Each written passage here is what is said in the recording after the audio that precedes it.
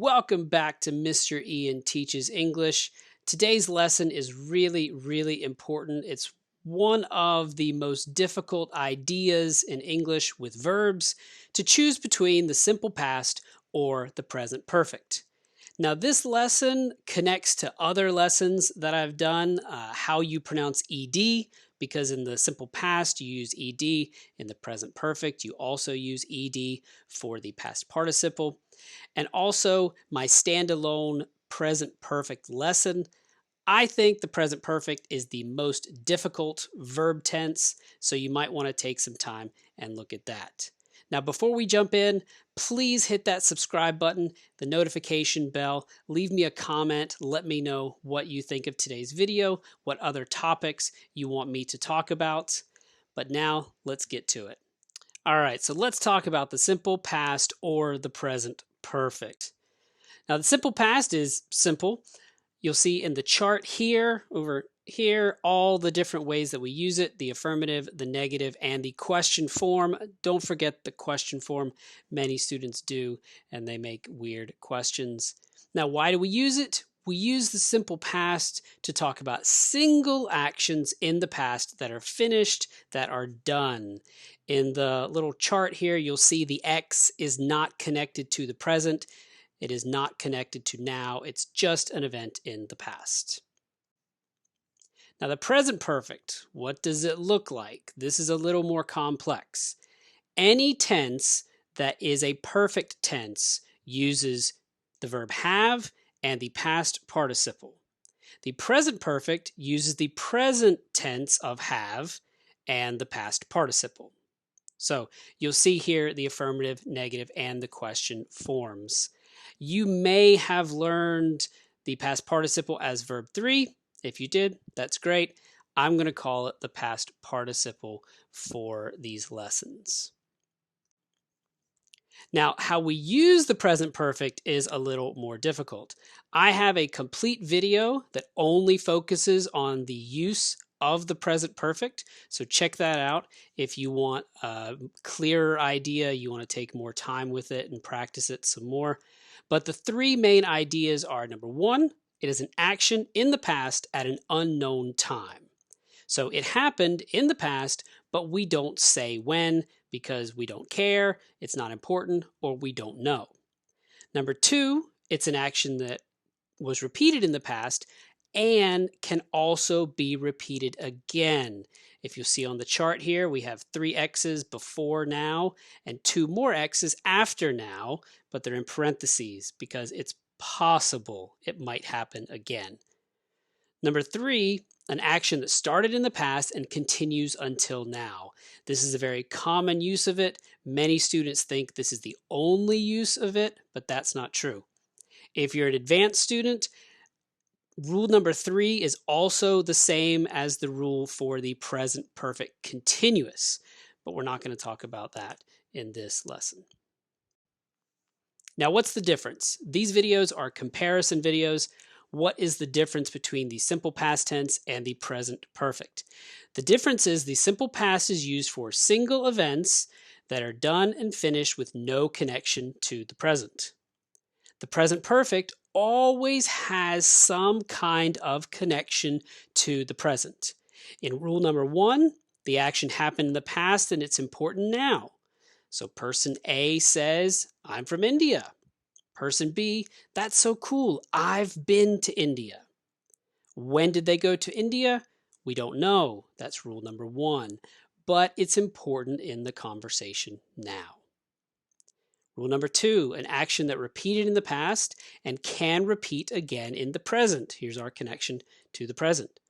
Person A says, how many books has she written? It should be a question mark. Person B, she's written 7 books. She's writing another one now. So in the past, she wrote 7 books, but it is possible for her to repeat that. She's not dead. She's not retired. She can repeat the writing. And number 3, an action that began in the past and continues until the present. So person A, how long have you played guitar? Person B, I've played guitar for 5 years. It began in the past and continues until the present. All three of these definitions have some kind of connection to the present. Let's practice.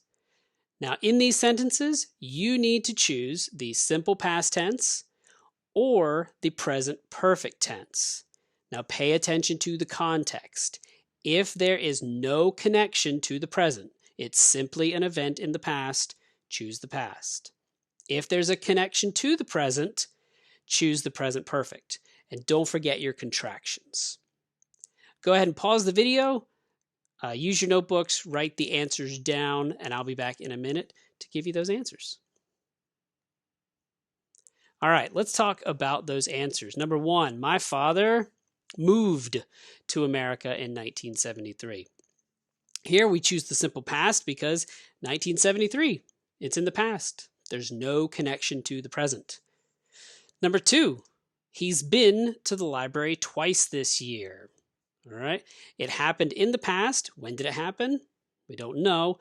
There's a connection to the present because he can repeat this again. He's been twice. He can repeat it again. Number three, the neighbors have played loud music all night. This is rule number three, connecting the past to the present. Number four, they didn't move to Texas last summer. Last summer, in the past, no connection to the present. Number five, and be careful with the adverb here. I've already taken out the trash. So something that happened in the past but is important now. Imagine a situation where your friend says, hey, take out the trash. So I don't need to.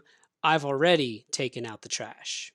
You taking out the trash in the past is important in the present. Now, a quick word about adverbs here. Adverbs are very flexible in English. The word already here is an adverb. It is very flexible, but there are rules to it. Very simply, if you have two verbs, try to put it in the middle.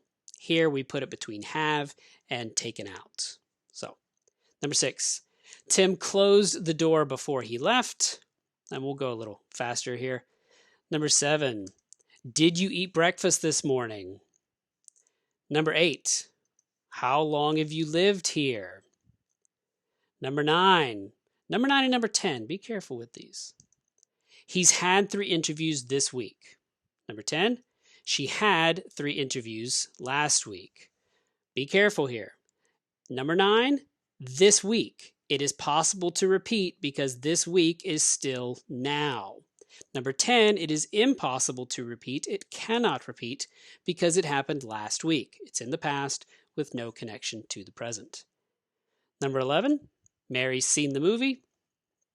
And number 12, we've served ice cream since 2006. If you have questions about that, want a little more explanation, go ahead and put it in the chat. Try your own sentence down in the comment section, and I'll let you know if you've done a good job or if you need some more work. Now, why is this important? Verbs are extremely important in English. This is one of the most important distinctions or differences in verbs in English. These are two completely different ideas. And if you get it wrong, you will confuse your speaker. Are you talking about a single event in the past, or are you making a connection to the present? Incredibly important. And the last point I always make, use contractions. In my class, I do not allow my students to use the full form because when they speak to Americans, when they speak to English speakers and read books and watch movies, they will hear the contracted form. You need to be practicing the contracted form. So take some time, make sure you feel comfortable with those. Ladies and gentlemen, thank you so much for watching. Go ahead and hit the subscribe button if you haven't. In the comments below, ask a question. Let me know if you have other ideas for videos or questions you want me to answer. Check out my shorts, the Sound Natural, little 30 to 60 second clips on how to sound a little more natural in English. And I also have some longer videos about how to pronounce ED, and we go more into depth on the present perfect. So until next time, we'll see you.